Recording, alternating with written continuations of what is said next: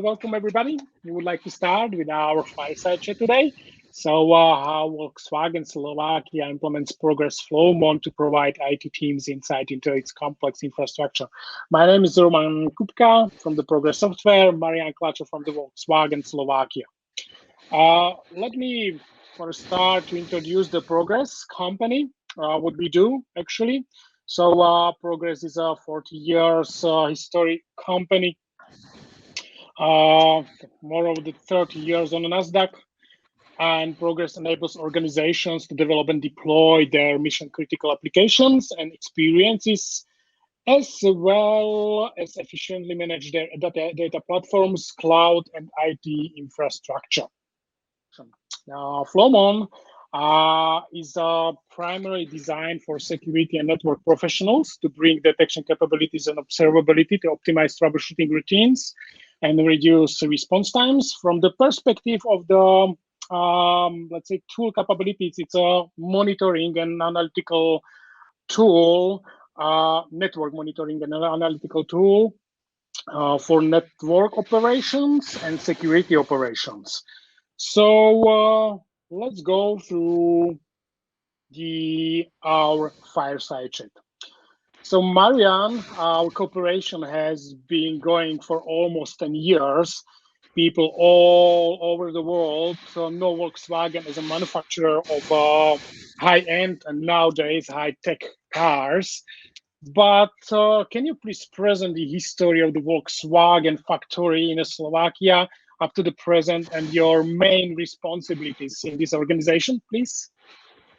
Yeah, I do. It will be my pleasure. So hello, everybody. Good afternoon to all the people who is listening us. My name is Marian Klaco. I am a CISO in Volkswagen Slovakia. And you probably know Volkswagen in general, but Volkswagen Slovakia is producing at the moment 7 models for 4 brands. We are a car manufacturer. We have 2 plants, one in Bratislava, one in Martin. So we are producing cars like Volkswagen Touareg, Audi Q7, Q8, Porsche Cayenne Coupe. And last year we started with Volkswagen Passat and Skoda Super B. So this is our portfolio of cars. Last year we have been able to produce more than 330,000 cars here in Slovakia.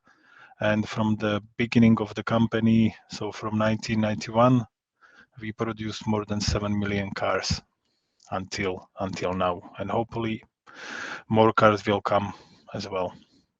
How many employees within the factory in Slovakia? At the moment, we do have more than 11,000 employees. 11,000 employees, a lot of assets, including the employees. So what's your main responsibility during the daily operation within the organizations like Slovakia, Volkswagen? Yeah, my main responsibility is, of course, to manage, enforce, populate information and cybersecurity measures, requirements, implementing the technical organizational measures in IT as well as OT world. So I am responsible also for securing of our production infrastructure. And of course, I'm not doing this by myself. I have a team of experienced colleagues which helping me to fulfill our mission here in Bratislava. Yeah, interesting. So it sounds a lot of challenges in the daily operation, but probably the main challenge is the scope of the factory plans and the infrastructure. So let's talk a little bit about the challenges during the daily operations, your daily operations, and could you please tell us more about the scope of the infrastructure, information systems, even robotics and modern technologies in a factory you need to keep secure? Yeah, I can mention some information. Basically, yeah, the main challenge in our case is really the complexity. As a production plant, we basically have this IT side or IT part of the infrastructure, and then OT part of the infrastructure. I can say that in IT part, we are having more than 10,000 IP addresses at the moment. So client servers, all the devices which are connected to the networks, and in OT part, we are having at the moment more than 75,000 IP addresses. So all these devices on a production lines in a profit and networks. And regarding the automation, of course, we are trying to automate the production as much as possible. So in some part of production, for example, in a body shop, we have at the moment 8% of automation, which means that almost all the cycles in a production are fully automated without any interaction of the people. So lots of robotics implemented, lots of automated data exchange capabilities, and all that stuff. So, and basically it doesn't end only with this automation. Of course, we are connected to the group world, to the cloud services which we are using. Some of them maybe know that Volkswagen started a few years ago a digital production platform, which is basically cloud-based infrastructure for production application, which we are part of as well. So it's a complex information technology, operation technology, the cloud environment, Internet of Things, automation, robotics, and it's all the responsibility of yours to secure it, and main assets, which is employees. Actually, am I right? Yeah, So that's yeah, that's true. I wanted That's just good. say. Yes. So, yeah, we have information systems. We have the ITO, and the assets. Are not only the technologies, but the assets are also the employees, because the production of the cars need to be on a really, really, really high level. Because if you produce more than 300,000 cars yearly, in the future maybe more. It depends also on up to not only IT infrastructure, OT infrastructure, or robotics, but also up to the people like assets. So such as extensive infrastructure and diverse environments require a probably large IT team, and maybe the securing the overall supply chain, because this is the car manufacturer. It's a lot of suppliers coming into this kind of the plan. So what way do you try to cooperate and share responsibilities within the internal IT team, and not only in the Bratislava, but probably within the headquarter, because headquarter the Volkswagen is in Germany, and also further the supply chain suppliers, because it's a lot of effects within this kind of the environment. So what's your how to try to manage it, all of this? Yeah, basically, I see, as you said, at least 5 important components in deployment of information or cybersecurity requirements and living of all these requirements in reality. These are, of course, IT teams, either local or teams on a group level. Then, of course, security team is taking a huge part of these responsibilities as well.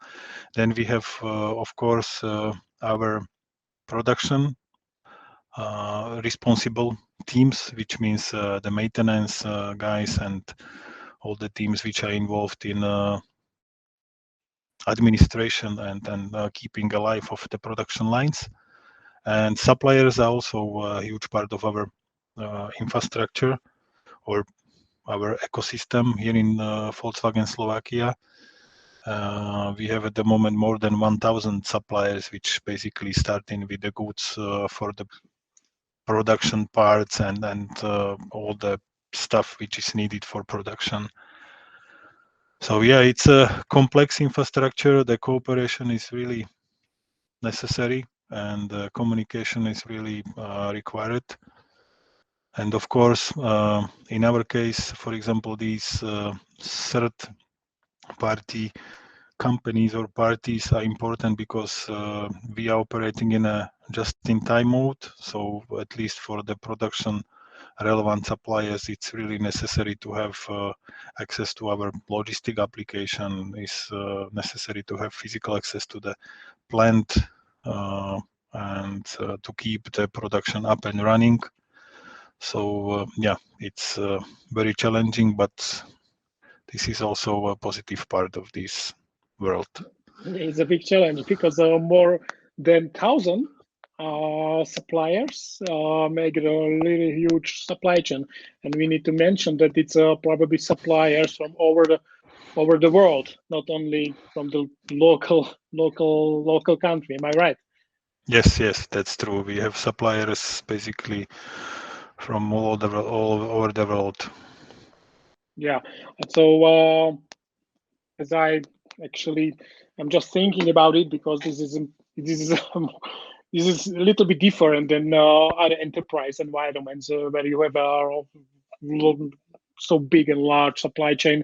So the basic principle of securing all components of the operation and the production and the supply chain actually requires the implementation, probably implementation of the zero trust principles. So I assume that this is also your personal long-term strategy, security strategy. So how are you trying to manage it, this kind of the zero trust principles for our last years and to the present, actually, in your organization? Yeah, I have to say that zero trust is definitely one of the approach which is one of our strategic goals in our plant. And the reason why we are doing this, of course, or basically the benefits which we see there is that the zero trust approach can help us to stop or minimize the malware or threat propagation within our companies, including insider threats, of course. And the other benefit which we see is that this approach should be able to deliver us a higher level of resiliency in our networks, in our access protection, and of course implementation is not so easy because in our history basically the environment is growing. Somehow we have, of course, some old technologies which needs to be replaced according to the life cycle. So we are implementing zero trust approach and enforcing this all the level possible verification is not easy to do, but this is, as I said, our strategy goal, and we are doing our best to implement it. So also these are affecting the legacy systems, as you mentioned, Yeah. and every single supplier need to have access to some actually systems. So it's probably building the zero trust principles inside the organization's never-ending story. It's probably the main part of the daily operation.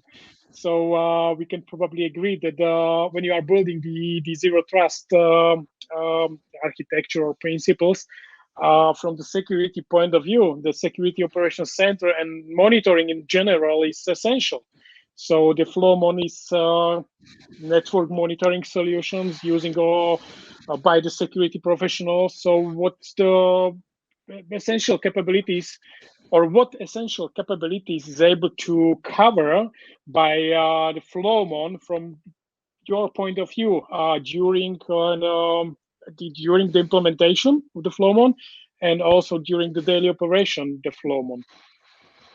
And maybe before I jump to this topic, I would mention what are the areas where we are trying to implement zero trust principles or approach, because this can shape then the capabilities which we are looking for in security tools. So the main area where we want to implement zero trust or implementing zero trust is basically, as said already, this access control. So the verification, authentication, authorization of user level devices, identities in multiple levels. So AAA, okay. Yeah, according to locations, identities, data classification, for example. And of course, implementing least privilege access policy as much as possible. And then second area is, of course, good or proper network segmentation, elimination of public networks from the core internal networks, utilizing strong verification as authorization on different network levels, traffic analysis and network filtering. So then another area is, of course, continuous vulnerability management and then response, just to see what's going on in the infrastructure. And last but not least is very important, this is data classification. And of course, enforcement of the classification within the infrastructure, within the systems, applications, and all that stuff. So these are the main areas where I think it is necessary to implement zero trust as a basic. And according to the capabilities which you mentioned, Roman, basically, from my point of view, the main capability which every security guy is looking for is the visibility. So you have to have a visibility what's going on in the network, what kind of communication is going between the parts of the networks, client servers, applications. So then if you have this visibility, if you are able to see, to look to the communication packets, then you can use, for example, the capability which is one of the key capabilities, I think, in Flowmon. This is this anomaly detection capability or system which is implemented.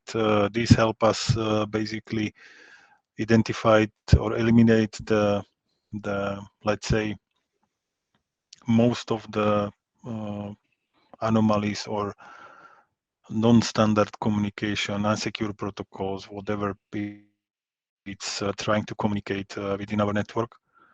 And Okay, we will talk a little bit further on the next slides yep. about the separate components. So we can say the new term of the visibility is of observability, actually.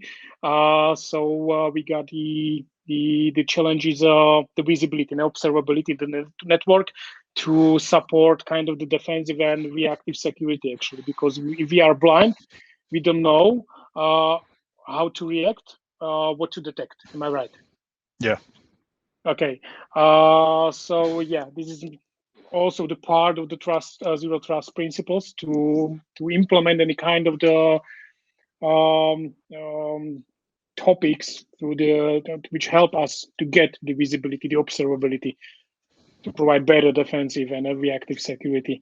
But this is the technical measures, but from the point of maybe the compliances, I know the automotive sector or industry will be regulated entity in a close time based on the NIS2 directive over here in Europe.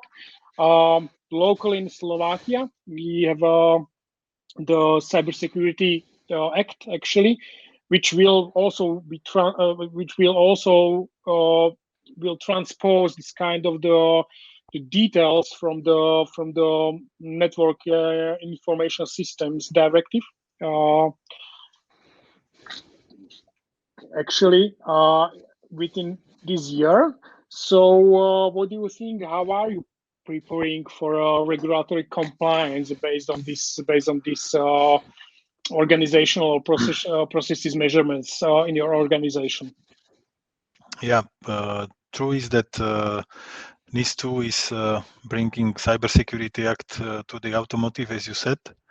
And this is for us also a big challenge in the future. We are waiting for the new version of the Cybersecurity Act here in Slovakia to analyze what changes it will bring in terms of measures or requirements we have to fulfill. And with two main parts which are basically coming with this NIS2 directive or to automotive, because NIS is already in place in some organization, but it's a strong focus to supply chain security. So it will require it will require more cooperation and deeper cooperation with our suppliers to give them also some, let's say, roles in implementing of security measures. And of course, second part will be the obligation to disclose vulnerabilities, to announce security incidents to the authorizations and stuff like that. This is something new for us. Of course, we do have at the moment GDPR and all these obligations, but this Network Resilient Act is going a little bit deeper, I would say, with those requirements. And these are the challenges which we are facing or will be facing in the very near future. But on the other side, I have to say that we are trying, of course, implement years the security measures. We implemented ISO 27001 requirements and passed successfully the certification, every certification cycle. And of course, our group is also taking seriously information security and protection of the information we are processing within our companies. So lots of requirement is also coming from the group level. But yeah, as I said, the Cybersecurity Act is going in some areas which we already analyzed a bit deeper, and yeah, we have to implement them. And the most important measure is actually the new one comparing to previous version of the this kind of the directive is supply chain security, and the new obligations for you it's instead of the vulnerability disclosure, the incident reporting to the authorities. So yeah, this is, let's say, in a recap, that the supply chain security and the new obligations means incident reporting. So yeah. Okay, perfect. There are so challenges, so complex IT, OT, IoT, cloud infrastructure, wide IT team, large supply chain, zero trust implementation, observability, defense and reactive security, and regulatory compliance. So let's move forward and let's talk about the solution, how to Flowmon can, let's say, meet this kind of the requirements to cover this kind of the challenges. So what did you implement in your organization and Volkswagen Slovakia from the network monitoring tool perspective, like the Flowmon is? And maybe we would like to start with the security, because you are responsible for security. yeah. I will start with the security, but Flowmon is also used for operational capabilities. Yeah. But from the security point of view, the most important component is basically, as I said already, for this visibility ability, this is this anomaly detection system. So functionality of the controller, which basically analyzing all the traffic and identified any anomalies in a communication. And important is also the ability to be integrated into CM/SOAR solutions and automating this monitoring process and incident response process as well. For attendees who don't know what the anomaly detection system is doing, in a new modern terms, it's a network detection and response tool. So you are protecting from the attack vectors of the infrastructure, the applications, the user. So endpoint detection and response, trying to cover the endpoint security, and network detection and response is covering the attack vectors or any kind of the network threads and anomalies on the network side. So this is what the Flowmon anomaly detection system is doing. And you mentioned that the source of the informations and the data can be really smoothly being used to SIEM or SOAR solutions. So first for log management, second for the automation and orchestration. Am I right? Yes, yes. This, I would say, this is important part of this ability to see what's going on. This kind of automation and integration to the SOAR solutions, and then Okay. of course automation to the reaction to the events which are identified, because in a complex environment we are getting lots of noise.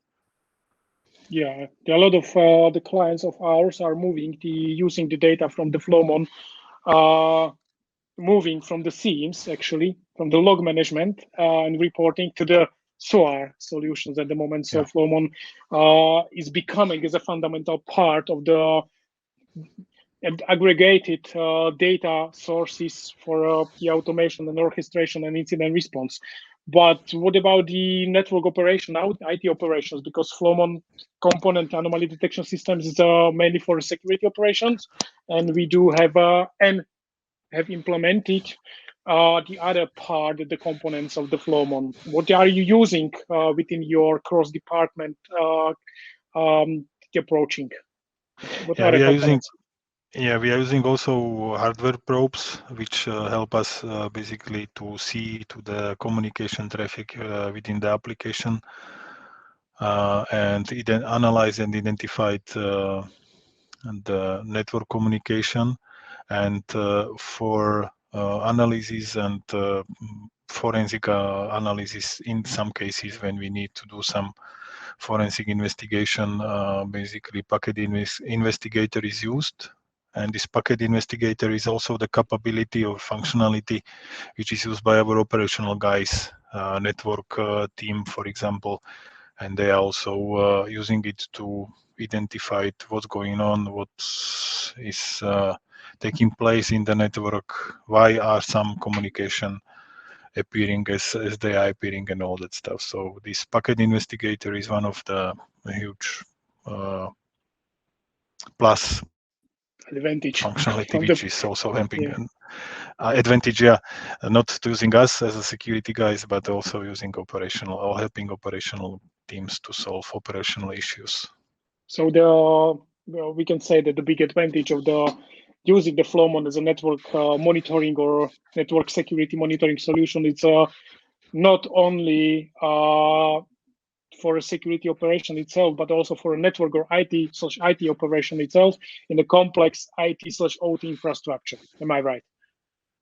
Yeah, in our case, it's used widely by the IT colleagues as well, mainly these network support teams, and but also network infrastructure and IT infrastructure teams are using Flowmon So, functionality as well. so three departments using the one tool and kind of the single pane of data sources visibility, but based on the modules, every single department is using their own, let's say, UI. They are working with the anomaly Yeah, system for security operations, like the real-time detecting and integration with the SOARs and incident response, networking, IT operation, the packet investigator and Flowmon probes, which are really improving the information from the network itself and so on. So yeah. perfect. What's the result actually from your point of view? Because we are talking about it that is using cross department, but let's talk more about the result after the implementations and what was your feeling during these years of cooperations, and we know that the implementation it takes time, and you maybe require any kind of the better support from the supplier, from the vendor sides, and maybe maybe this kind of the things just a result from the implementation of this kind of the solution in your organizations in shortly. Yeah, the main result of why we basically implemented this solution is to increase the visibility in network communication, as I already said, and this was achieved. Of course, I have to say also that implementing such a solution like, for example, Flowmon is, it's really or required very good tuning after implementation. And this tuning, I would say, is a crucial part of implementation. It took some time in our case. And here I have to say that the ability and help of local Flowmon team was also important in this case. We have had here some people from Progress Flowmon in that time, and they were sitting here all the week and help us to tune the communication, eliminate false positives. And basically, I can say that we eliminate false positive from at the beginning, maybe 80%. Now we are somewhere about 10%. Okay, sounds and good. we are still tuning. We are still tuning, of course, the communication and the sources which are monitored by Flowmon solution. So this was the main part, this communication, cooperation and communication with local support team. And of course, added value was also in, for example, trainings. We needed a training in a local language. Therefore, we selected local people from Flowmon, and this cooperation, I have to say, is very good for last 10 years. Yeah, it's something you would like to, or is anything, is there anything you would change or add in the future, or where do you see the scope of the improvements, for example, of Flowmon tool itself, to helping the daily operation from your perspective?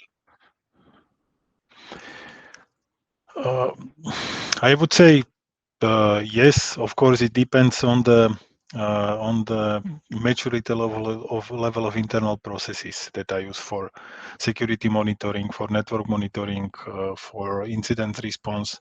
And this was basically one of the part which we did together when we tuned Flowmon, for example, as one of the part of the security portfolio tools for network monitoring, for security monitoring, for this visibility. This was one of, I would say, important part of this, and future of or kind of appreciation from my side is also in the way of development. How, for example, this anomaly detection module is developed, new functionalities, and as I said, these. As I mentioned, these tuning sessions, we have at 2 or 3 within these years of cooperation which we have, and basically it's helping us to eliminate. Of course, we still have some false positives, and we are receiving some rubbish every day, but it's definitely less than it was before or at the beginning.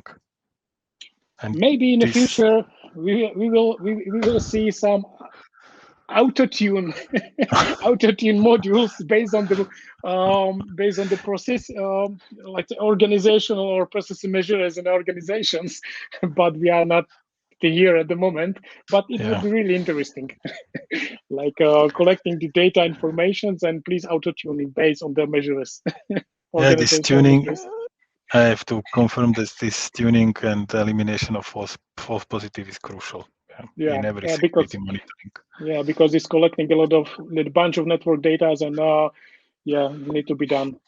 Okay, perfect, Marian. Thank you very much for this fireside chat. For all attendees, the full case study is available on a Progress Flowmon web page. And do not forget that the three primary focus of the areas we are approaching, it's network observability, cybersecurity, and the regulatory compliance. So you can go through the case study in short as a recap, for example, from today's Fireside Chat. And thank you for your attention.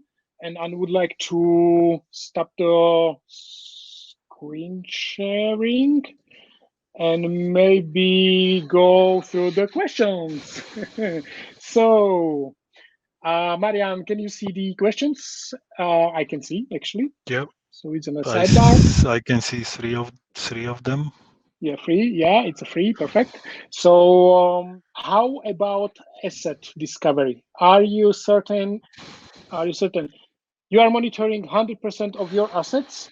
So if you are monitoring the 100% of your assets, and maybe we are not talking about the network monitoring tool also, how do you make and then continuously valid? So maybe you can mention the combination of the approaches, technical measures, how to provide the asset management and also asset discovery, which could be done from the network perspective and application and users and devices connected to the network by Flowmon.